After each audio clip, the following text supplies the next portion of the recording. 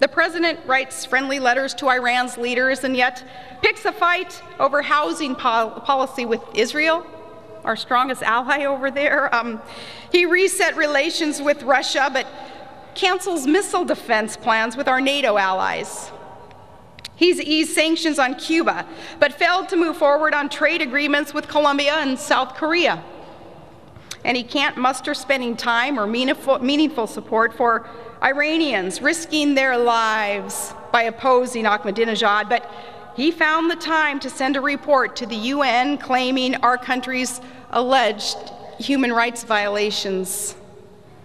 There's a disturbing pattern here of reaching out to sworn enemies while slighting our proven friends. Folks, that's not foreign policy. That's just foolish. And how long can that go on?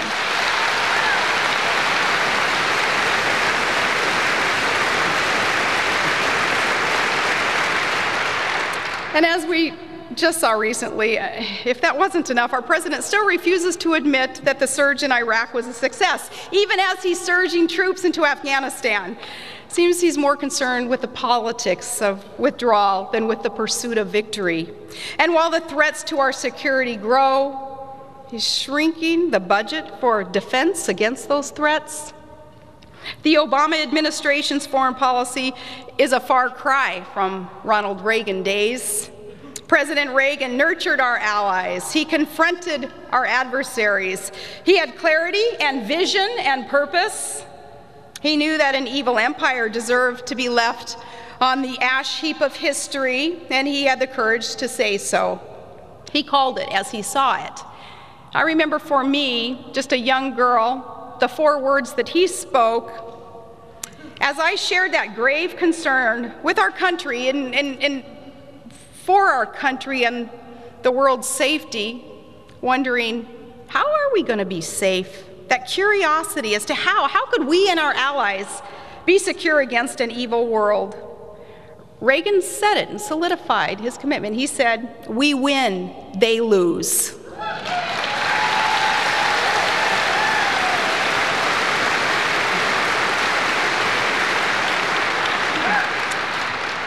Few leaders have the clarity and the courage and the conviction to define an era, but Ronald Reagan inspired us to greatness. He saw and he spoke to the heart of America.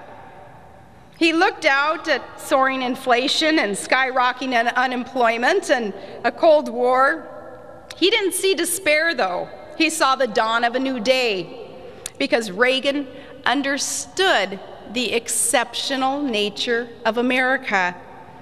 He knew that what makes her exceptional isn't her politicians, it's her people and the founding principles that they hold dear.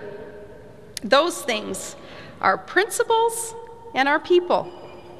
They've enabled us to weather tough times before, and they will see us through the challenges that we face today. President Reagan said his revolution was really just a return to those principles that he called the great rediscovery of our values and our common sense. I think if he were here with us today, the Gipper would agree that we're due for a little rediscovery. It's time for renewal, restoration of honor, and those time-tested truths. And it may take some renegades going rogue to get us there. It may take folks shaking us up, shaking it up, to get there.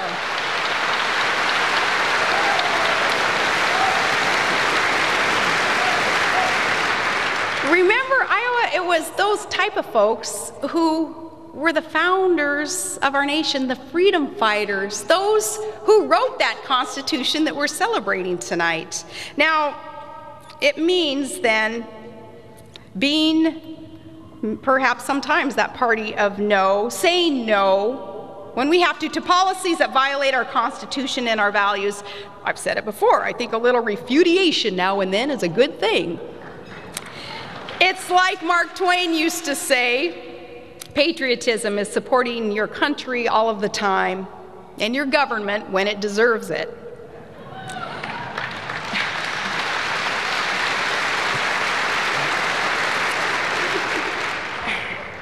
lately, there hasn't been much coming out of Washington that deserves our support, but we can still be critical of our government and hold it accountable and still have great faith in our country.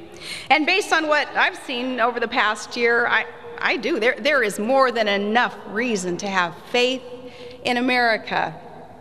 Times may be tough, but there are signs of hope all over the place, if you just know where to look. In places like Des Moines and Davenport and Dover, Delaware. Americans are working hard to get our country back on track, and neighbors are helping neighbors, and families are scaling back. We're reprioritizing, making some sacrifices today. Remember Thomas Paine, one of our founders, you know what he used to say? He used to talk about, if there be trouble, let it be in my day, that my children may have peace. What he was talking about was the need to make some sacrifices and reprioritize today so that our children and our grandchildren have the opportunities that we all had. And we'll make sure that the nation is strengthened and prosperous and remains the most voluntarily generous nation on earth if we reprioritize and make some sacrifices today. There's more than enough reason to have faith in Americans who believe that and will live that out. And against tough odds, entrepreneurs today and small business owners, they're growing the economy one job, one night shift, one American dream at a time. Across the country, everyday Americans are standing up and they're speaking out and they're getting involved. They're going to town hall meetings and they're writing their op-eds and they're running for office and they're attending the tea parties. And they have a vision for the future, one that values conservative principles, common sense, constitutionally based principles. And when I see their dedication and their decency and their patriotism, I'm not worried about our future. I'm confident and I am hopeful because this is our movement. This is our moment. This is our morning in America. Americans have never been sunshine patriots. We're not summer soldiers. Since our founding, we have known that it's a struggle and that we must sacrifice for the great American experiment. We've endured the dark days, secure in the knowledge that our cause is great, it's noble, it's true, and we've always emerged stronger and more prosperous because of our founding principles and the spirit of our people. Again, that's why we don't need to fundamentally transform America. We need to restore America.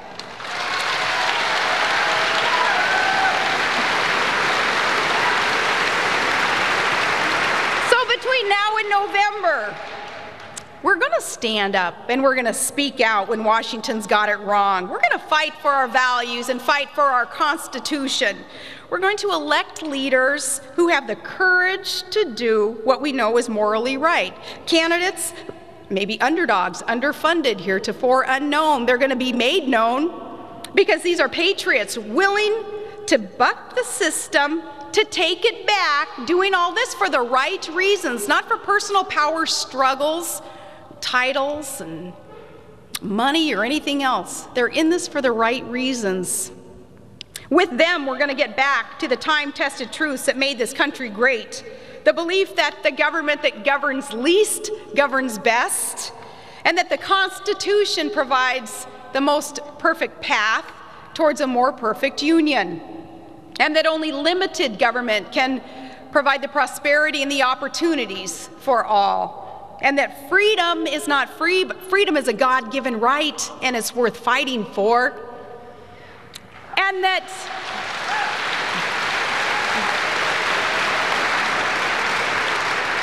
every innocent life has purpose, has destiny. Every innocent life deserves to be in that circle of protection and respect.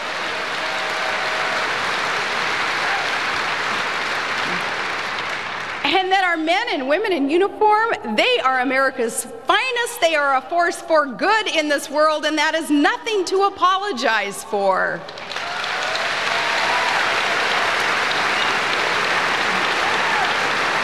Those are which our nation was founded. Those are the principles that the Republican Party has stood for and fought for more than 150 years. Now let's get back to them, because those are the principles that will usher in a new day in America. Iowa, it starts here. It starts tonight. Let's get it back. God bless Iowa. God bless the United States of America.